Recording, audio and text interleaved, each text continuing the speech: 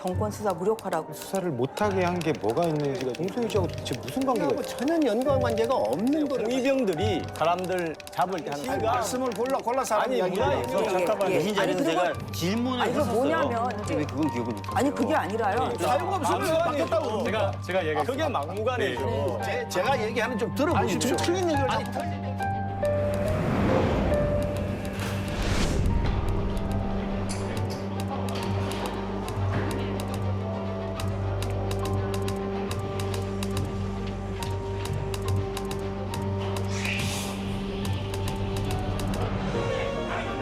법안이 의결되었습니다.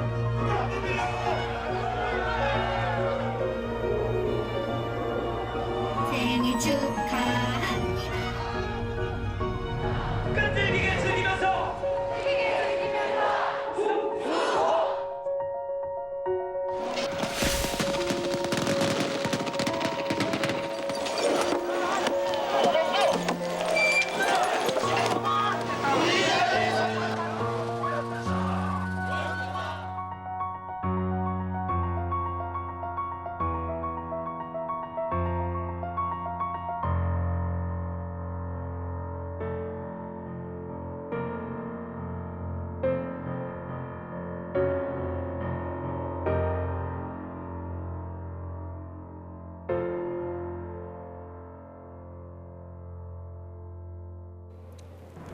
우리는 대부분 나 자신이 어느 누구보다 객관적이고 합리적일 거라고 여깁니다. 하지만 태고적부터 어떤 대상이 나에게 이로운지 해로운지를 판가름함으로써 생존해온 우리의 뇌는 지난 수십만 년간 그다지 많이 달라지지 않았습니다.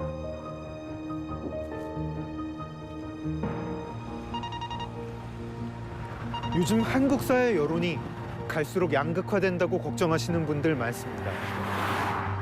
사회적 동물인 우리의 뇌가 어떻게 작동하길래 이런 상황에 이르게 되었을까요? 새해를 맞아 좀 더 과학적인 방법으로 알아볼까 합니다.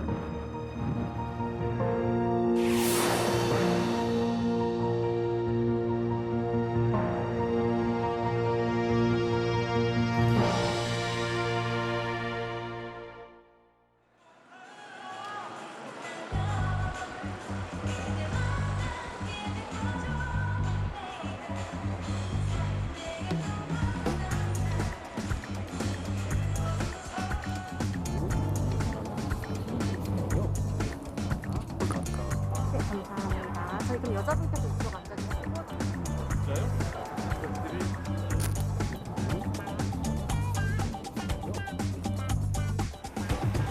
안녕하세요.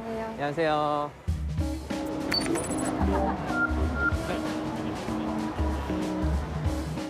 오늘 실험에 참여해주셔서 너무 감사합니다. 진짜 간단한 실험이에요.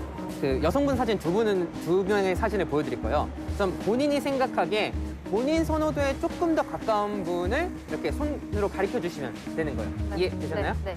자, 그럼 첫 번째 사진 해보겠습니다. 자, 준비되셨나요? 네. 네. 여기요? 네. 알겠습니다. 자, 두 번째 사진 갈게요. 준비되셨나요? 네. 여기요? 알겠습니다. 자, 이제 세 번째 사진 갈게요. 준비되셨나요? 네. 네. 여기요? 알겠습니다. 자, 그리고 마지막 선택지 갈게요. 여기요? 알겠습니다. 그럼 이제 네 가지 선택을 해주셨는데 제가 이제 선택지를 다시 보여드리면서 본인이 왜 그 선택을 했는지를 좀 여쭤볼게요. 자, 일단 이분을 선택하셨는데 선택하신 이유를 좀 말씀해 주실 수 있을까요? 조금 더 이쪽에 있던 분보다 이쪽이 더 귀엽게 생겼어가지고. 그렇다면 이제 이 두 번째 이분은 왜 이분을 선택하셨나요? 이것도 똑같이 이쪽 분이 더 그냥 딱 처음 봤을 때 좌측 분보다 우측 분이 조금 더 제 눈에 이쁘게 보였어가지고 호감 간 얼굴이었어 골랐어. 그렇다면 이제 이 세 번째 분은 왜 이분을 고르셨나요? 두 번째 분이 조금 더 인상이 좀 더 부드럽게 느껴졌어. 알겠습니다. 그럼 이제 이상에 관한 선택을 좀 간단하게 해봤고요. 혹시 눈치채셨나요? 세 번째 사진, 조금 전 선택과 다릅니다. 머리 색깔이나 눈, 코, 입 모양, 차이가 뚜렷합니다.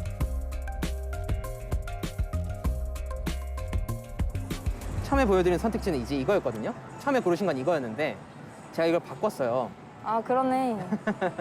맞아, 나 이 여자가 이뻐서 골랐어. 네, 근데 이제 이분을 고른 이유를 대답하셨잖아요. 네. 어떤 느낌으로 대답하신 것 같으세요? 이 여자를 고른 것 같았었어요. 아, 그런 거 같았어요. 근데 지금 보니까 얘를 골랐네. 아, 지금 보니까. 또 다른 참가자들.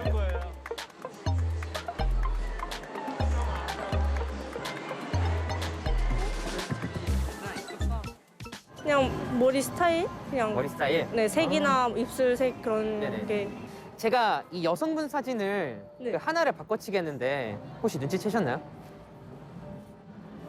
아니요? 혹시 어떤 게 바꿔치기 됐었을 것 같아요? 맞고 네 번째 분? 아니면 이거? 두 번째 분? 네, 이거? 네. 네. 사실 제가 바꿔치기를 한 분은 이 세 번째 에? 분. 처음에 고르셨던 분은 이분이었어요. 이분이었는데 제가 이분으로 바꿔치기를 했거든요. 근데 이제- 진짜요? 네. 그래서 이제 본인이 이제 바꾼 선택을 보면서 그러니까요. 네, 대답을 하셨잖아요. 네, 아니, 완전히 이걸 선택하고 믿고 계시고 대답을 네, 한 거죠. 네. 이게 아니. 진짜 말문이 지금 막혔어요. 진짜 아니 진짜 지금 진지해요 정말. 아니, 진지함이 느껴져요. 네. 대부분 참가자들은 바꿔치기한 사진을 보고 선택한 이유를 댔습니다. 이분은 상대분보다 예뻤어요. 상대분보다 예뻤어요. 아까 더 끌려가지고. 설명해 주셔도 돼요. 이분은요 눈이 예쁘고요. 네네. 근데 코가 높아요. 네? 코가 높아요. 약간 토끼상이신데 제가 토끼상이랑 강아지상을 좀 좋아해요. 선택지가 바꿔치기 된 거 혹시 아셨나요? 사실 이분을 고르신 적이 없어요. 처음에 골라주신 분은 보면 네, 처음에 이분을 골라주셨어요. 이분. 그렇죠. 아, 지금 기억나시는 거예요? 네, 어떤 느낌이 대답하셨어요? 그냥 제가 안 골랐는데 골랐나 생각해서. 아, 맞나 생각해서. 제가 이분을 선택했다는 것을 뭔가 의심하지 않았던 것 같아요. 그렇기 때문에 너무 당연하다는 듯이 얘기를 했어요. 아, 맞나 생각해서. 자신이 선택한 결과가 아닌데도 인식하지 못하는 현상. 심리학에선 선택맹이라고 부릅니다. 맞아요. 아니 어쩐지 약간 이상하더라고요. 네, 이게 그 2005년도 사이언스지에도 실렸던 실험인데요. 그 선택맹이라는 현상을 보여주는 정말 유명한 실험입니다. 이제 우리가 선택을 할 때 스스로 우리가 선택을 내리는 이유와 그 내적인 동기에 대해서 생각보다는 그렇게 잘 파악하고 있지 않다라는 걸 보여주는 실험입니다. 우리가 되게 항상 숙고를 해가지고 이유를 가지고 선택을 할 것 같지만 생각보다 그걸 무의식적으로 먼저 선택을 내리고 이런 숙고 과정은 그 내려진 선택지를 보면서 이제 본인만의 이유를 찾아내는 거죠.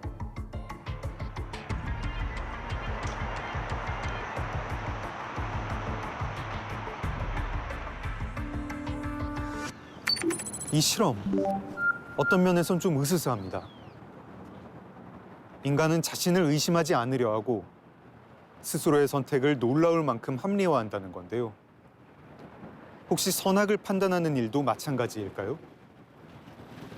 그렇다면 악한 사람으로 한 번 낙인 찍힌 사람은 어떻게 되는 걸까요?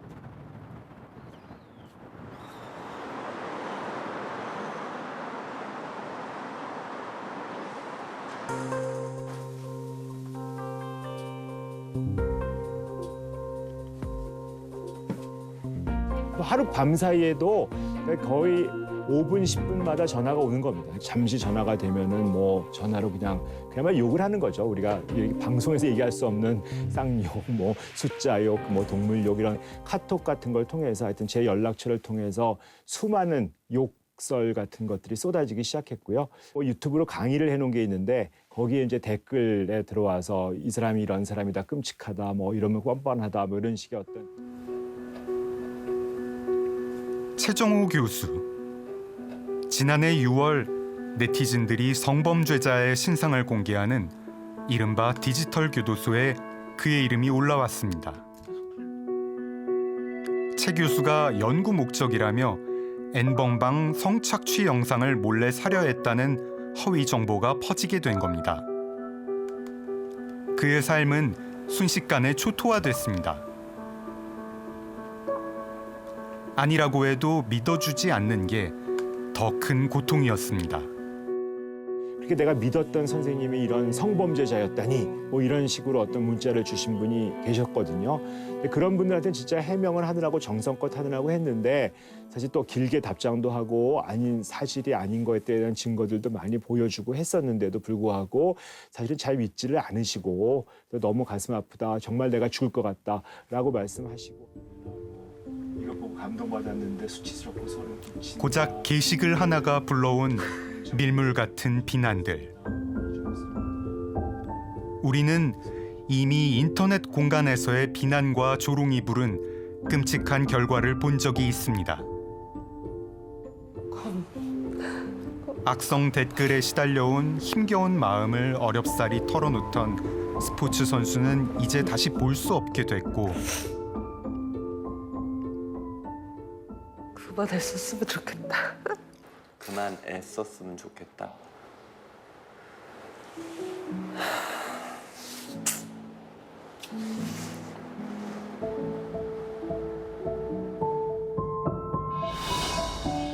서로 가까웠던 배우와 가수는 한 달을 사이에 두고 세상을 떠났습니다.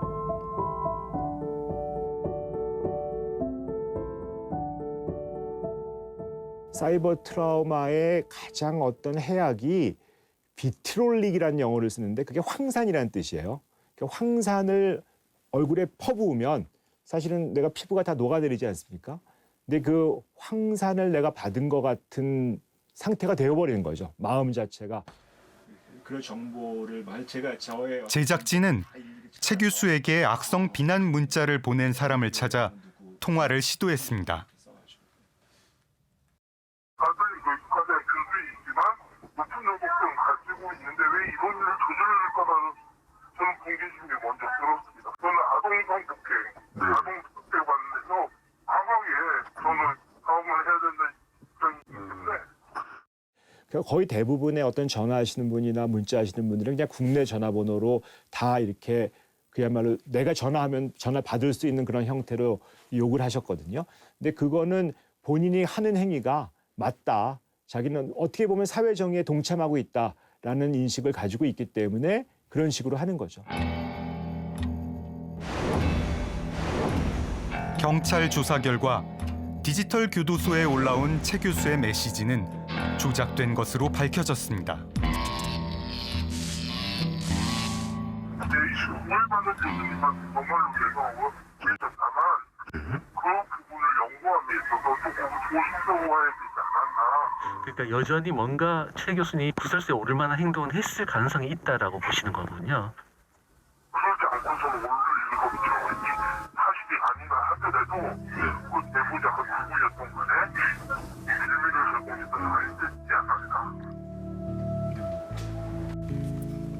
이처럼 한 번 찍은 낙인은 쉽사리 지워지지 않습니다. 그게 이제 자신이 틀리지 않았다는 바꾸기 힘든 믿음. 늘 하던 대로가 편한 거가 뇌거든요. 정치에선 어떨까요? 이번엔 좀 다른 실험을 해보죠.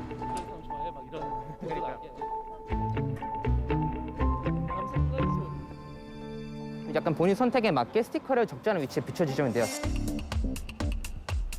정치적 견해에 대한 10개의 설문을 준비하고 시민들에게 답변을 받은 다음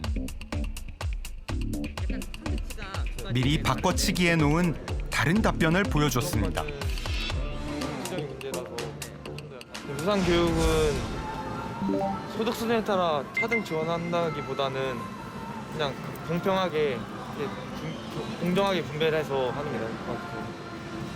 좀 공정하게 분배하는 게 좀 좋을 것 같아서. 알겠습니다. 분명 차등 지원에 찬성해 놓고 전혀 다른 대답을 내놓습니다. 사실 지금 이 선택을 하지 않으셨어요. 사실 제가 몰래 선택을 뒤집어서 제가 처음에 했던 선택지를 지금 보여드린 거거든요. 지금 5번 같은 경우는 아까보다 원래 매우 그렇다 하셨는데 좀 반대쪽에 있었거든요. 네, 근데 좀 전혀 혹시 모르셨나요? 네. 네. 그냥 알게 모르게 뭐라 해야지? 그냥 이성적으로 잘 말하고 있다고 생각했는데 알고 보니까 그냥 그것만 보고 이성적이가 아니라 그냥 보고 얘기를 하게 되는 거잖아요. 참 간사하다. 사람이 간사하다. 그런 느낌. 신기했어. 나도 나를 속이는 느낌. 아예 몰랐어요.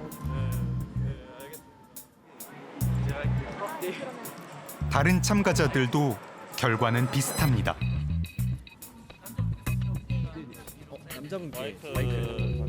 그거에 대해서 징벌적 손해배상 제도가 없으면은 그 기업을 구성하고 있는 조직원들에게 피해가 갈 수 있기 때문에 그런 견해에서 징벌적 손해정도는 반드시 필요하다고 생각해요. 그냥 남용되는 부분을 막기 위해서 더 다른 방법이 있을 것이라고 생각을 합니다. 지금도 충분히 있긴 지금 청년 쪽이 실업 문제도 커서 좀 신중하게 결정하는 거 일단 맞긴 한데 늘려놓고 생각하는 것도 좀 나쁘지 않다 생각해서 중립에 놨고. 처음에 이걸 선택한 게 아니라 이거를 선택하셨어요.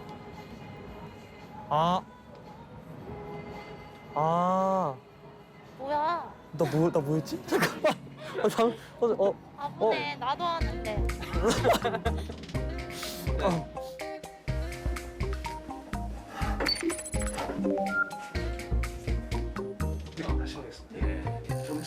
사람들이 굉장히 다양한 이유들을 통해서 그 선택을 정당화시킨다는 거죠.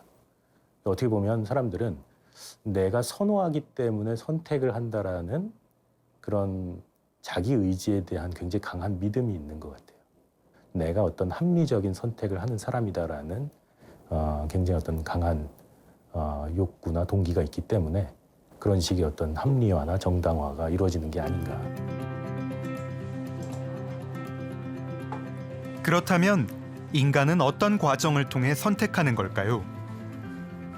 최근 30년 동안 뇌과학의 급속한 진전으로 심리학자와 경제학자들은 인간의 선택을 더 자세히 들여다봤습니다. 이들이 다다른 결론은 놀랍습니다. 감정이 이성에 앞서 반응하며 우리 뇌가 언제나 합리적 판단만 내리지 않는다는 겁니다. 또 직관적으로 선악을 판단하고 편을 가른다는 겁니다. 인간의 선택에 대한 연구로 세계적 권위를 인정받는 하이트 교수를 만났습니다. Think about aesthetic judgments. You see a painting or you see a person and instantly you judge that they are attractive or unattractive. And then suppose you're in a museum talking to a friend, your friend says, "Why do you like that? I think it's ugly." Then you start making up a story about why you like it. 코끼리와 기수의 비유였는데요. 인간의 감정이 코끼리면 이성은 기수에 불과하다. 이런 말씀해 주셨습니다. 그것도 좀 한국 시청자들께 설명을 좀 해주실 수 있을까요? Brains are 500 million years old. They've been evolving to do a great job running a body in the real world. We only got language in the last million years. We are still animals. We are controlled by fast, very quick processes. We're like a small boy sitting on the back of an elephant, trying to get the elephant to go in a certain direction. It's very hard. The elephant is so strong, it's going to go where it wants to go. And then the rider is going to make up a story about why he wanted to go that way. 정치적 선택이 어떻게 이루어지는지 밝혀내는 건 정치학자와 심리학자의 오랜 숙제였습니다. 2004년 미국에서 대선을 앞두고 흥미로운 실험이 이루어졌습니다. 공화당과 민주당 지지자에게 각각 대선 후보의 모순된 발언을 평가하게 한 겁니다. 그러자 논리가 아닌 감정의 조율을 주로 담당하는 뇌 부위가 강하게 활성화했습니다. 바로 복내 측 전전두 피질이라고 불리는 곳입니다.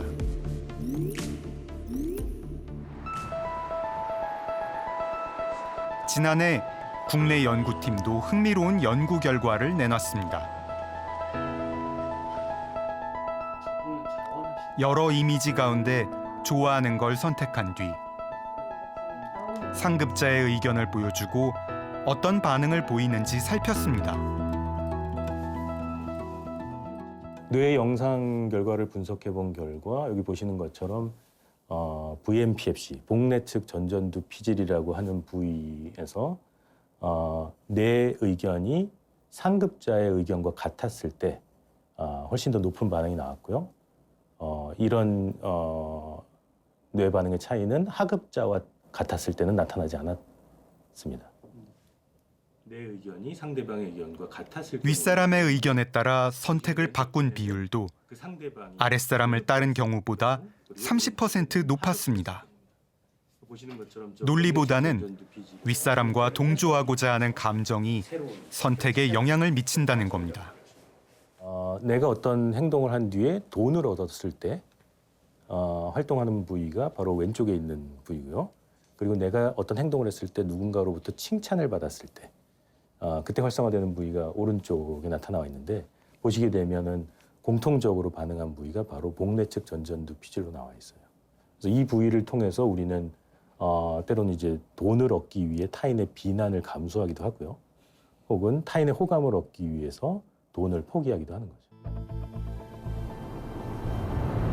우리 뇌에서 즉각적인 쾌감과 욕구를 담당하는 영역은 측핵이라는 곳입니다. 배가 고플 때 음식을 본다거나 아니면 돈을 본다거나 굉장히 매력적인 어떤 이성을 본다거나 이런 상황에서 굉장히 높은 반응을 보이는 것으로 알려져 있죠. 반대로 인간의 원초적인 공포를 주관하는 곳은 편도체입니다. 이 부위가 손상되게 되면 공포를 학습하는 데 굉장히 어려움을 겪게 되고 공포를 회피하는 그런 행동이 굉장히 저하된다라는 연구들이 많이 나와 있죠. 편도체와 측핵에서 공포와 쾌감 반응을 받아 통합 관리하는 곳. 인간의 의사결정은 상당 부분 이곳에서 이루어집니다.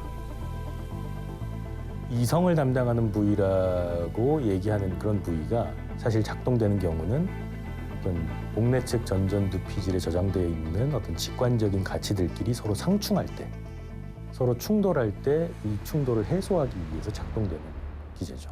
특별히 어떤 그 상황에서 또 다른 가치, 직관적 가치가 활성화돼서 어떤 나 익숙한 가치랑 충돌하지 않게 되면 그냥 처음에 선택됐던 직관적 가치가 그대로 의사결정으로 이어지게 되는 거죠. 모든 사람은 아주 공감을 하고 처음부터 그다지 합리적이지 않았던 우리의 선택.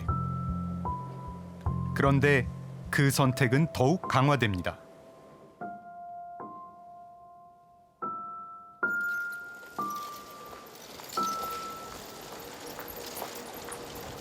저는 뉴스는 꼭 봐요.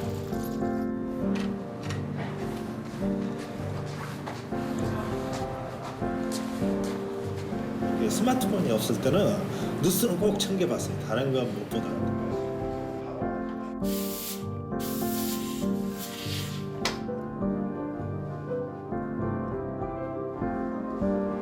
어서 오세요.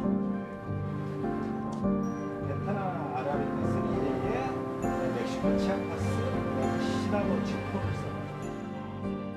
기사 다 읽고 나서 댓글 한 3개 정도 보고 댓글에 댓글을 보고 기사 내용을 판단해요.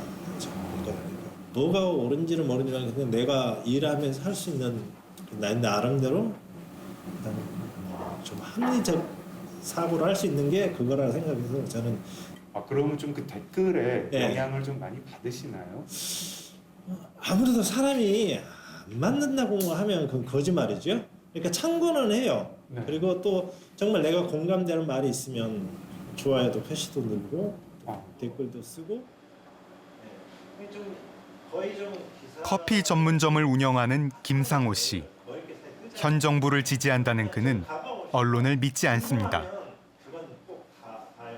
그러면 아예 그냥 비슷한 내용일까 그냥 검색만 하고 머리 기사 보고 그냥 이게 신문사래? 이거 안 봐요. 안 봐도 뭐라고 써는지 알고. 대충 알 것 같은 것들은 안 봐요. 지도자가 좀 약간 인격적이고 좀 괜찮다고 생각하면 더 심하게 그런 것 같아요. 그냥 보면 그러니까 좀 합리적으로 무엇을 나라의 시스템에 의해서 움직이려고 하면 엄청 많은 사람들이 기회는 이때다 하고 욕을 하는 것 같아요. 의견을 알리기 위해 정치와 사회 기사를 읽고 하루에 2~3개씩 댓글을 답니다.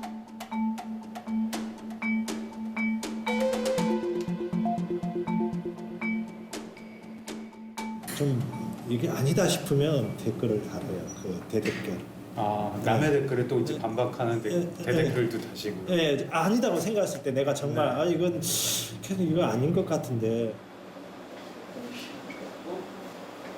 가끔은 욕설이나 비속어를 남길 때도 있습니다.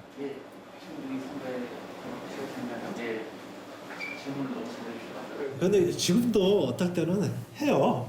네, 왜냐면 그게 어떻게 할 수 없으니까 내가 가서 정말 어떤 사람들은 가서 한 대 치고 싶거든요. 그게 기사를 보다가 화가 나니까 치고 싶은데 어떻게 할 수가 없잖아요. 그렇다 해서 내가 기물을 할 수는 그냥 그 댓글에다가 둘 다 보여주십시오. 이것도 보여주시고. 이렇게 하면 쏟아지는 정보의 홍수 속에서 댓글은 순식간에 우리 편과 상대편을 나눕니다.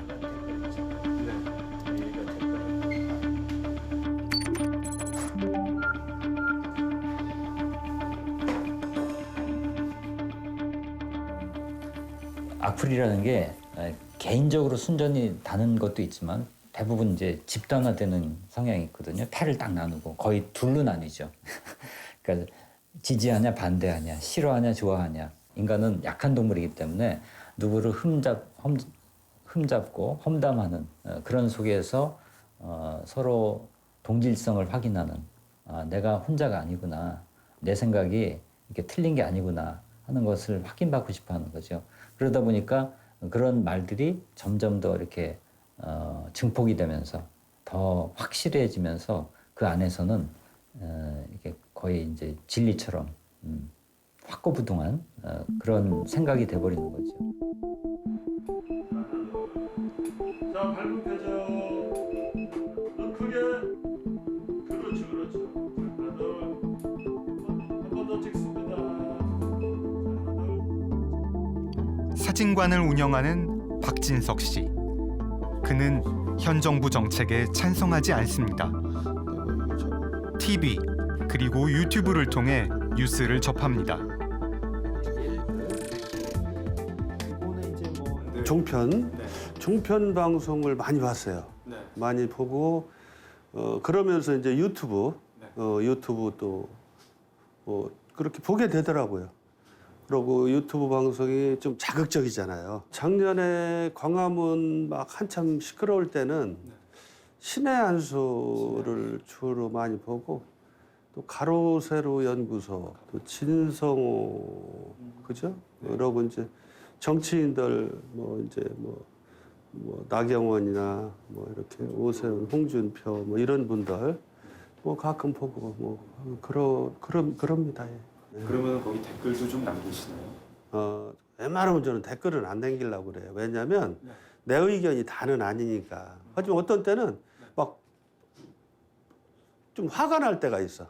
그때는 내 짧게 한마디 써요. 그에게 댓글보다 더 중요한 건 카카오톡 메시지입니다. 지인들과 유튜브 영상을 서로 추천합니다. 한 사람 한 사람 하고 하기도 하고 단톡방도 그냥 뭐 친목계 뭐 이런데 이런 쪽으로. 이거 한 읽어봐야 될 만한 글이다. 예. 도대체 저쪽은 어떤 생각을 가질까? 그러고서 이제 좀 들어가서 봤어요. 정말 내가 생각하고 있는 거 완전 반대가 돼 있더라고. 이게 진짜 도대체 뭐가 잘못된 거야? 뭐가 잘못된 걸까요? 그도 어렴풋이 느끼고 있습니다. 이거 유튜브 쪽만 해도 내가 이제 관심 있는 데를 보다 보면 관심 있는 유튜브가 막 계속 떠요. 그러니까 볼 수밖에 없는 거야. 그죠? 그러니까 한쪽으로 치우칠 수밖에 없지. 그죠? 예. 그게 막 뭐 이 사람이 보수다 그러면 보수가 하는 유튜브가 쫙쫙쫙쫙 떠요. 또 무슨 뭐 낚시다 그러면 낚시 유튜브가 착 뜨고. 우리가 유튜브 영상을 보면 알고리즘은 또 다른 영상을 추천해 줍니다. 예, 하나부터 대표님 폰부터 한번 올려볼게요. 광고 영상 제일 먼저 뜨고요. 그다음에 한국일보의 이제 추미애 장관 관련 영상이 뜨고 신지호의 쿨톡 아마 보수 유튜버지요. 여기 영상이 뜨고 그다음에 SBS 뉴스 그리고 이제 김동길 TV 제일 왼쪽에 있는 휴대폰입니다. 추천 목록엔 그의 보수 성향을 지지하는 영상이 훨씬 더 많습니다. 제작진의 다른 휴대폰들과 비교해보면 같은 영상에 이어지는 추천 목록이 모두 다릅니다.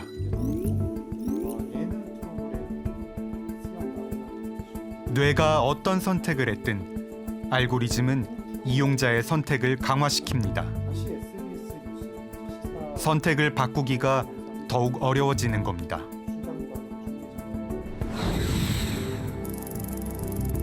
지난해 40개 나라를 대상으로 언론 신뢰도를 조사한 결과 한국은 꼴찌를 기록했습니다. 그런데 자신과 관점이 같은 뉴스를 좋아하는 비율은 4위로 올라가고 자신의 관점과 다른 뉴스를 선호하는 비율은 역시 하위권으로 내려갑니다. 믿고 싶은 뉴스만 찾는 정보의 편식이 일어나는 겁니다.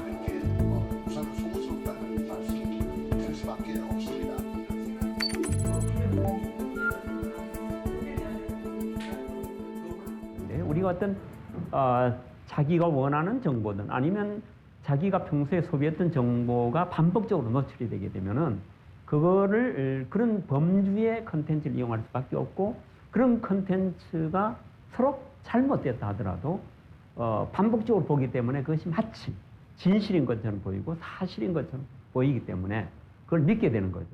댓글이나 이용자 간의 상호작용이 이루어질 수 있는 환경이 된다면 뭐 너무 이상적인 이야기일 수 있겠습니다. 사람들은 자기가 믿고 있던 기존의 신념과 부합하는 정보를 받았을 때는 편안하게 느끼지만 그것에 배치되는 정보를 받았을 때는 심리적으로 스트레스를 받고 뭔가 수정을 해야 되는데 그런 인지적인 노력을 하기가 너무 귀찮기도 하고 힘들고 스트레스가 발생을 하는 거죠. 그러다 보니까 나의 기존 신념에 부합하지 않는 정보는 그냥 버리고 기존 신념에 맞는 것만 취사 선택하는 그런 확증 편향의 경향이 나타나게 되거든요. 좋을 거라는 생각이 드는데 알고리즘이 내가 보고 싶은 정보만 골라 추천하면서 편견의 거품 속에 갇히는 현상, 필터 버블이라 부릅니다. Filter bubbles are real. Political scientists debate how tight they are, how closed they are. Some studies have shown that side with those who believe that filter bubbles are real, are powerful, and have negative effects on people's cognitive development or negative effects on their understanding of their own democracy. 필터 버블의 공포를 보여주는 사건. 4년 전 미국에서 일어났습니다. 한 청년이 워싱턴의 한 피자집에 들어가 총기를 난사했습니다. 그는 인터넷에 떠도는 정보를 믿었다고 했습니다. 민주당 인사들이 피자 가게 지하실에서 아동 성매매를 벌인다는 거짓 정보였습니다. Well, it turns out this restaurant doesn't even have a basement. But somebody who heard about the conspiracy theory went there with a gun to try to, kill the evil ones. So it's ridiculous. It's bizarre. 지금 코로나19 바이러스가 뭐 5G 기지국을 통해 가지고 유포가 되고 뭐 이런 이제 허위 정보를 믿고서는 정말 영국이나 유럽에서 5G 기지국을 막 파괴하는 사람들, 그다음에 마스크를 쓰면 안 된다라고 믿고 지금 백신을 접종하면 안 된다라고 믿는 사람들은 이런 행위를 하게 되는 이유가 그런 온라인상에서의 그런 확증 편향의 강화로 인한 결과로 볼 수 있지 않을까. 전 국민의 83%가 1인당 월 평균 30시간을 이용하는 유튜브. 한국인이 유튜브를 통해 뉴스를 보는 비율은 다른 나라 평균을 훌쩍 넘습니다. 유튜브 세상은 이용자들의 정치 성향을 어떻게 편가르게 할까요? 법무부와 검찰의 갈등이 극심했던 지난해 11월 초부터 한 달간 4분 이내의 영상 중 조회수가 높은 2편을 선정했습니다. 먼저 윤석열 총장을 지지하는 영상. 이 영상을 본 사람에게 유튜브가 추천해주는 영상들의 성향을 분석해봤습니다. 성향이 같은 콘텐츠들을 붉은색으로 표시해보니 절반 이상을 차지합니다. 파란색의 반대 입장은 7%, 중립 성향이나 다른 내용은 약 40%였습니다. 추미애 장관을 지지하는 영상은 어떨까요? 지지 성향이 같은 콘텐츠는 역시 절반 정도였지만 반대 입장인 붉은색 콘텐츠도 24%를 차지했습니다. 알고리즘만 놓고 보면 윤 총장 지지 영상을 보는 사람이 비슷한 생각 안에 갇힐 위험이 더 컸습니다. 팩트TV 동영상과 반대되는 내용, 대립되는 의제를 가지고 있는 동영상들이 약 4분의 1 정도, 23.5%나 제공이 되고 있었기 때문에 알고리즘을 통해서 제공되는 관련 동영상의 필터법의 효과는 시사 포커스 동영상이 팩트TV 동영상보다는 더 강하게 일어났다라는 것이죠. 이번엔 이들 영상에 달린 댓글들 성향을 분석해보았습니다. 수백 개의 댓글 가운데 서로 영향을 준 댓글 작성자 150여 명의 관계망을 살펴봤습니다. 윤 총장 지지 영상, 공감하는 댓글 비중이 크고 댓글에 대한 댓글로도 동의를 밝힙니다. 서로에게 강하게 동조하는 집단이 형성되는 모양새입니다. 반면 추 장관 지지 영상에선 싸움판이 벌어졌습니다. 찬성과 반대가 활발히 오가는데 어떤 이용자들은 다수를 향해 자신의 목소리를 높입니다. 각자의 반박 속에 갈등이 커지는 가운데 열성 지지층이 판을 키우는 형세입니다.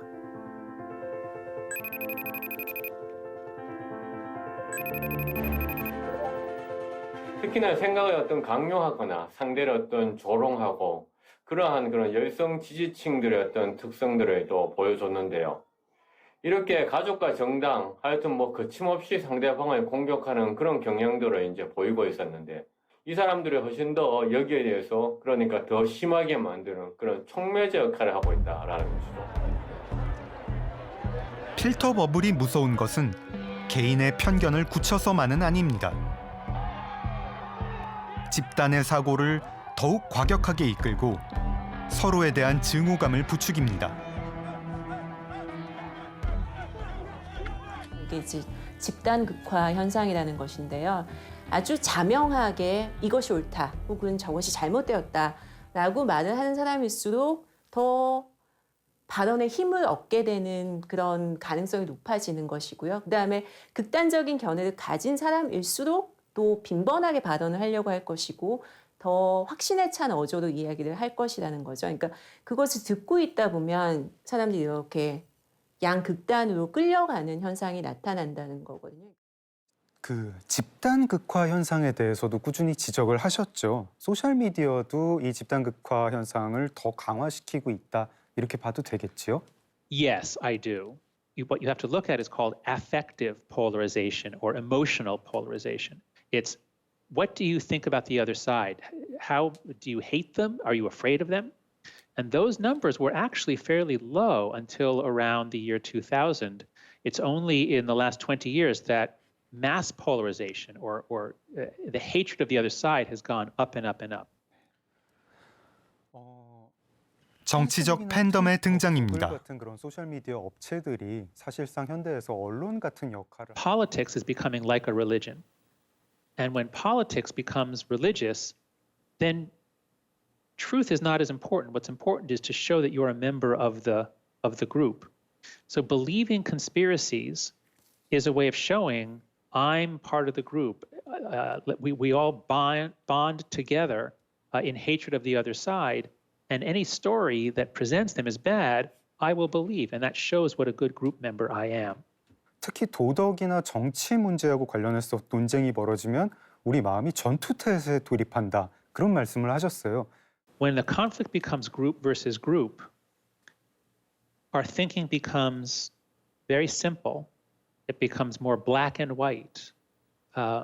When we are at war, literally or figurative, when we were at war with another group, we all get stupid.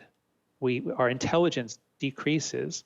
We can't think openly about the state of the world because our groupish nature takes over, and we don't want to challenge our side. 만나뵙게 돼가지고 영광입니다. 한국 시청자 의견이 다를 뿐인데 왜 서로를 증오하고 혐오하게 됐을까요? My name is Joseph Heath, and I'm a professor in the Department of Philosophy at the University of Toronto in Canada. One of the features of group polarization is that a tendency to think of the people who oppose you as being evil and the enemy and as being completely different and so forth. And so it's to overestimate how bad your opponents are. If you want to find somebody who fits the caricature that you have of your opponents, all you have to do is go on the internet and you can find those people. So what you find is that the far left and the far right, for example, increasingly reinforce each other's positions by acting in exactly the way that they caricature each other as acting. Meanwhile, 90% of the population is in between and has nothing to do with it, right? 팬덤과 집단 극화가 맞물리면 민주주의를 심각하게 위협할 수 있습니다. Demagogues typically work is by appealing to our intuitive ways of thinking about particular questions. So for example, the reason why, so people are intuitively groupish, which is that we tend to form coalitions and think about in-group and out-group and have strong solidarity with people on the in-group and antagonism towards people in the out-group. It will necessarily have to be slower. And so I brought this up in part because a lot of modern communication technologies have exactly the opposite effect. They speed up communication. But in politics, that could be a bad thing because it requires that people, answer back before they've had a chance to really reflect upon what they want to say. 인간의 본성이 이렇다면 인류 모두가 대립 속에서만 살아가야 하는 걸까요?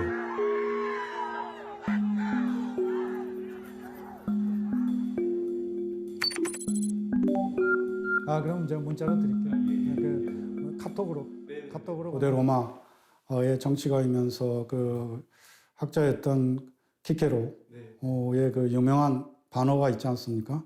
논리로 안 되면 인신을 공격하라.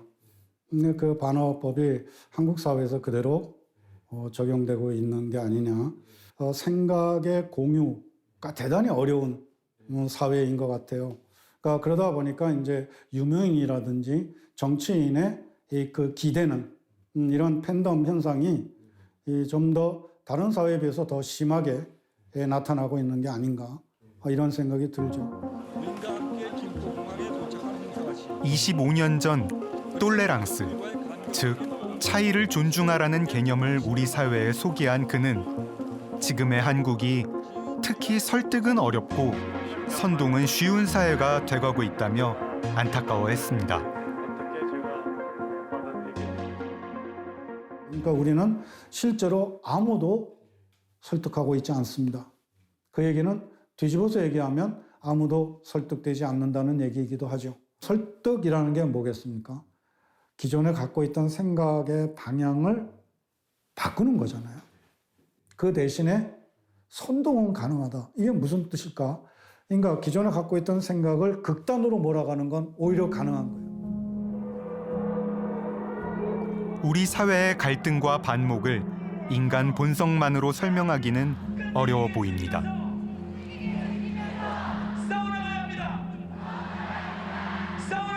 제일 중요한 문제는 저는 학교에서 굉장히 긴 시간 동안 학교에서 생각하는 공부를 안 한 것이 저는 좀 치명적이라고 저는 생각해요. 글을 쓰거나 아니면 말을 하거나 토론하거나 이런 과정인데 우리는 학교 교실에서 그거 한 적이 거의 없잖아요. 그리고는 주로 암기를 했습니다. 입력을 시켰죠. 생각을 입력시킨 거죠. 그것도 정답이라고.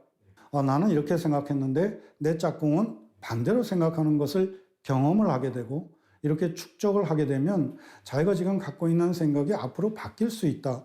또 나아가서 내가 지금 갖고 있는 생각이 틀린 것일 수 있다라는 것이 가능한데 우리는 생각하는 공부를 전혀 안 했습니다. 답으로 정해진 것을 마치고 다른 사람보다 우위에 서야만 살아남는 세상이라면 민주주의의 가치도 지키기 어렵다는 뜻입니다.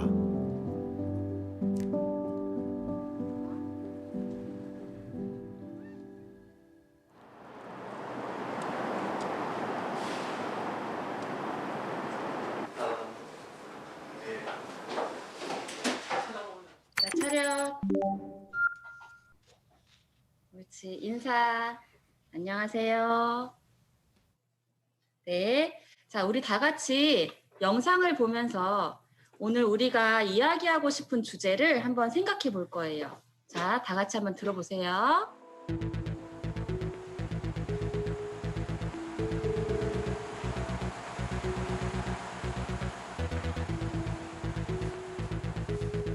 자, 채팅창 다 받았죠?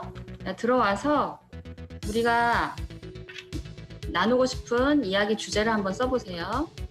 여기에 나와 있는 주제를 하나로 정리해보면 어떤 주제가 될까요?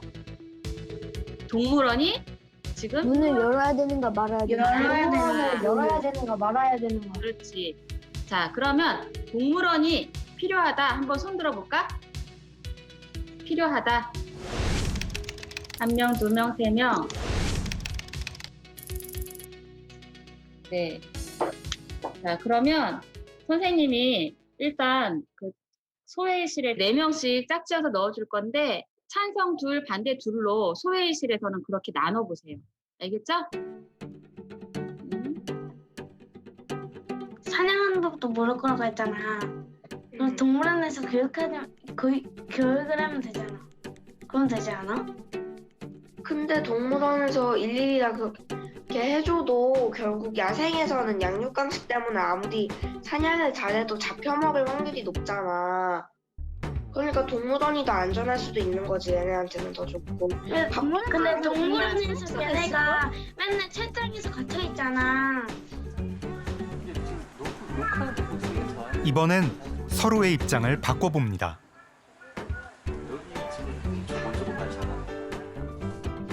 그 야생이랑 거의 비슷한 환경을 제공한댔잖아. 아무리 거기가 좋아도 야생만큼 넓고 그렇진 못하지 않을까? 역시 난 반대라니까. 난 그렇지 못해도 거의 흡사하니까 동물 학군에 다 묻어뒀으라고 생각할 수 있잖아. 약 30분에 걸친 토론이 끝났습니다. 바뀐 사람 손 들어보세요. 처음과 나중이 입장이 바뀌었다. 손 들어보세요. 1명, 2명.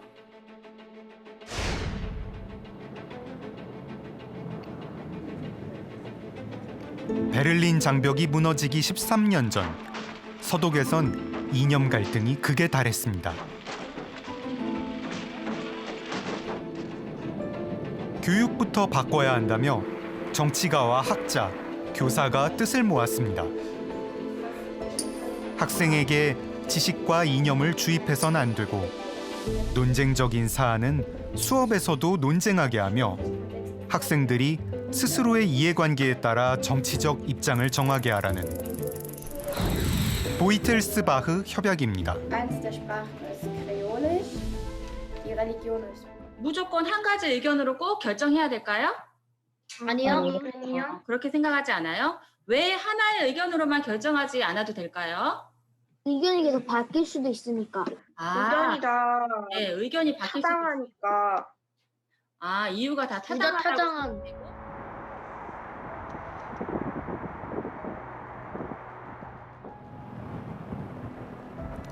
인간은 합리적이고 여럿이 모이면 지혜로워진다.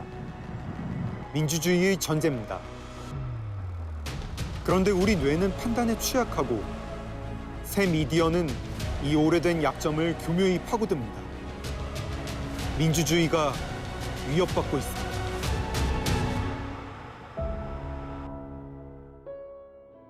내 의견만 주장하지 말고 다른 사람의 의견도 들어보자. 서로 반대 의견이라도 타당한 근거나 상대의 입장에서 생각을 하면은 나의 생각도 바뀔 수 있다는 생각이 들어요. 모두들 생각은 다르지만 타당한 이유가 있어서요. 제가 깊게 생각해보고 확고한 신념을 가진 것이 아니라면은 결정된 선택에 대해서 혼자 합리화하는 게 많은 것 같아요. 저도 충분히 바뀔 수 있다고 생각해요. 이게 아까는 말 안 하고 몰랐는데 바뀐 이유에 대해서 말을 해보니까 직접 말해보니까 그게 더 맞는 것 같기도 하고.